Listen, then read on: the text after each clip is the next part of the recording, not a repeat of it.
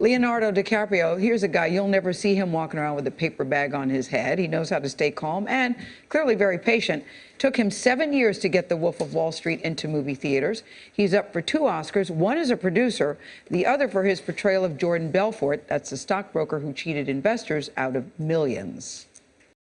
I have been a rich man and I have been a poor man, and I choose rich every time.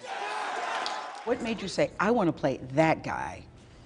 You know, this kind of culture, for a lot of us as artists, we wanted to put it up on screen. This attitude that is very real and very apparent in the world we live in, and incredibly destructive. My name is Jordan Belfort. At the tender age of 22, I headed to the only place that befit my high-minded ambitions. Name of the game, move the money from your client's pocket into your pocket. We knew that people were going to have a reaction to these people. Our question was, would people even go to a movie with Wall Street in the title? Because there was such a bad taste in people's mouths about this world.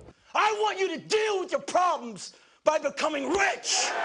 And you've heard the criticism that, yeah, but you all didn't show the other side, the people that were hurt, the people whose lives were destroyed. Well, it's really the first time that I've been a part of a movie that's had any real controversy behind it. Really? So I had to kind of look to Marty to see, okay, how do we react to this? But I think what was interesting for me, not only making the movie, but was the dialogue that happened afterwards, because that's what movies can do. I got it. I've got it. I can roll. And you've said that you've never done drugs, and you played such a good drug character, and I know that's called acting, but how were you able to do that with that intensity and then detach, because it was so raw? I think it's like anything else, you just do your research. Okay, Leo, how did you research that? Quite specifically, the drug sequences? Yes. Number one, I'd spent many months with Jordan Belfort, and then there was this other video that I watched obsessively called The Drunkest Man in the World that was on YouTube, where a guy was trying to get a beer and wouldn't stop. How were you able, listen, I haven't either ever done drugs, but how are you in Hollywood, how are you able to do that when it is so prevalent? No desire, no interest? I think there's always an interest and a desire, but I really grew up around that. It was on my street corner, people offering me drugs at 4 or 5 years old. So you saw it? I saw it at a very, very, very early age, and I was just sort of horrified by how it affected people. Such a car on what? Can I talk about Jonah Hill? Make a lot of money. Did you bring Jonah into this project? Well, I met him in Mexico, and he basically said to me, I know this character, I am this character. Not personally, but I know who these people are, and there's no one meant to play this except for me. And so I relayed that to Marty, and they had a 2 or 3 hour meeting, and he hired him on the spot. I got such a kick watching Saturday Night Live recently, and Jonah was hosting. All of a sudden, Leonardo DiCaprio comes out, and it's you! And you reenact that whole Titanic scene along with the music. Somebody suggested that right on the stage, and at first I was a little skeptical. That's but what then I was said, wondering, you know what, yes. this is actually pretty damn funny. I'm wondering, Leo, when you hear the Titanic song, or I'm the king of the world, do you start cringing, or do you think, okay, all right. You know, it's been such a long time, but it was such, a huge part of my life. I'm flying. Jack. People maybe think I have a reaction to that film, but the truth is I'm incredibly proud of it.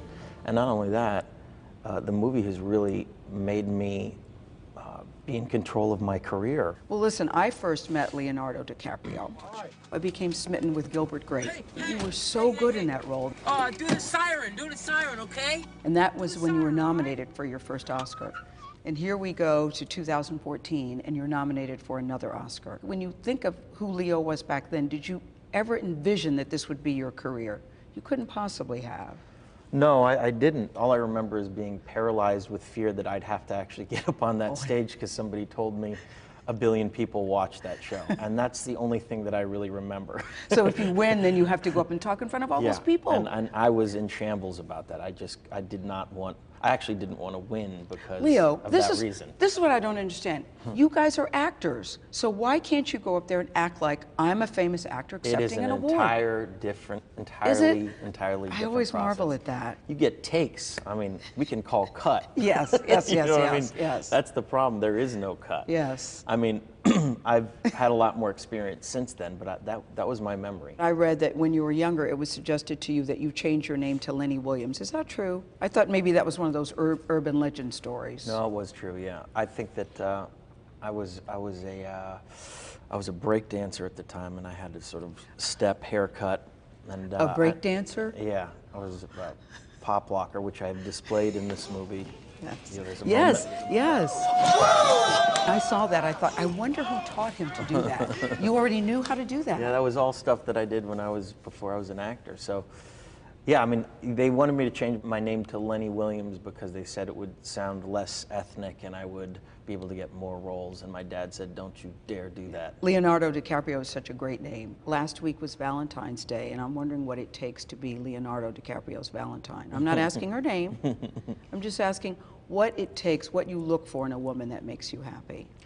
I think humility, a good sense of humor, and not a lot of drama. Everybody wants you to get married, and by everybody I mean me. Really? You do too? I do. When you're ready, when you're ready. Is it something you even envision for yourself? I've read different things about how you feel about it. I'm curious. I mean, the truth is, it's going to happen when it's going to happen, and I you know, I'm just going to let it happen naturally. Do you need my help in I'm fixing all you up right. with anyone? Are you good? I'm good for now. What a surprise. Leo doesn't need my help fixing him up Yeah, with but people. I love the qualities that he's looking for. Yeah. Humility, a sense of humor. Yes. No yeah. drama. No drama, exactly. That's no the drama. thing. I think men everywhere Yeah. applaud you on that. And if Yeah. she makes her own clothes and plays the piano, that's a plus too. That's what he likes, just a good old-fashioned girl. Yeah. But you know, it was interesting to me that his only dream back in the day was to make enough money to go to college, and he wanted to be a marine biologist. And you know, his career got in the way, and here he is. So pulling for him. Don't you on find that Oscar a lot night. of these people like Leonardo, who was such an icon, when you simply sit down and talk to them, they're very interesting. Yes, yes. Because they really are, Charlie, as we all know, just people. Exactly. The same Exactly. issues and concerns and fears like everybody else. But he's great. Yeah. He's really Nicely great. done. Very nicely Thanks, done. Great thanks. interview. Beautifully done.